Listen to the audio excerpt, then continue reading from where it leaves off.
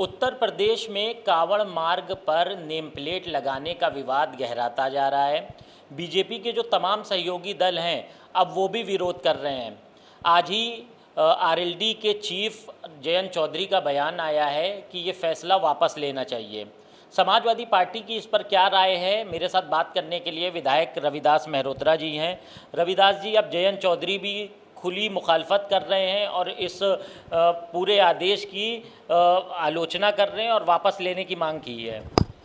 कांवड़ यात्रा के दौरान दुकानदारों के नाम लिखने की जो प्रदेश सरकार का फैसला है ये पूर्ण रूप से गलत है, ये जन विरोधी है और इसके कारण से कांवड़ यात्रा में जो दलित, पिछड़े वर्ग के लोग और अल्पसंख्यक दुकान लगाते हैं उनकी बिक्री पूर्ण रूप से ख़त्म हो गई है और जो बड़ी संख्या में दलित, पिछड़े वर्ग के लोग और अल्पसंख्यक हैं वो अपनी दुकानों को बंद करने के लिए मजबूर हो रहे हैं।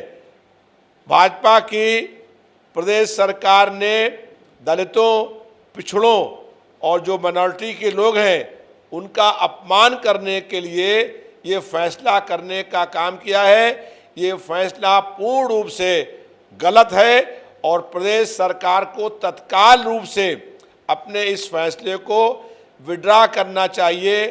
30 तारीख को विधानसभा के अंदर हम लोग इस मुद्दे को लेकर के लड़ाई लड़ने का काम करेंगे और भारतीय जनता पार्टी को ये फैसला वापस लेने के लिए मजबूर कर देंगे।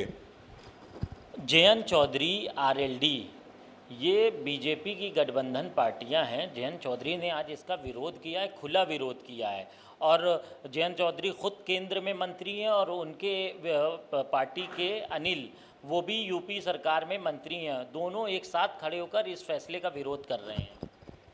उत्तर प्रदेश सरकार के मुख्यमंत्री के खिलाफ कई सहयोगी पार्टियां, भारतीय जनता पार्टी के कई नेता विरोध करने का काम कर रहे हैं। उत्तर प्रदेश सरकार के मुख्यमंत्री प्रदेश में तानाशाही लागू करना चाहते हैं और जन विरोधी फैसला लेने का काम कर रहे हैं। प्रदेश सरकार का ये फैसला पूर्ण रूप से अनुचित है और सहयोगी पार्टियों के साथ साथ जनता इसका विरोध करने का काम कर रही है, लेकिन भारतीय जनता पार्टी ने अभी तक अपना फैसला विड्रा नहीं किया है, जो पूर्ण रूप से अनुचित है। अब ये मामला कोर्ट भी पहुंच गया है कि एनजीओ कोर्ट चले, सुप्रीम कोर्ट गई है और इस पूरे मामले को लेकर उसने अपील की है कि जो दलित लोग हैं और पिछड़े वर्ग के लोग हैं, अल्पसंख्यक हैं, उनकी दुकानें वहाँ पर लगती हैं और उनका जब नेम प्लेट लग जाएगा तो जो समान जाति के लोग हैं वो दलितों से, पिछड़े वर्ग के लोगों से और जो अल्पसंख्यक हैं उनसे सामान की खरीदारी नहीं करेंगे। इसलिए ये फैसला पूर्ण रूप से गलत है। जब ब्लड बैंक में लोग ब्लड डोनेट करते हैं तो क्या प्रदेश सरकार ये फैसला करेगी कि ब्लड किसने दिया है उसका नाम लिखा जाए? और इस तरीके से जनता के मुख्य मुद्दों से भाजपा सरकार जनता का ध्यान बांटना चाहती है और अनर्गल मुद्दे खड़े करके मुख्य मुद्दों से भटकाने का काम कर रही है। एक और सवाल है, उपचुनाव होने वाला है उत्तर प्रदेश में, तो कांग्रेस और सपा एक साथ चुनाव लड़ रही है या अलग अलग?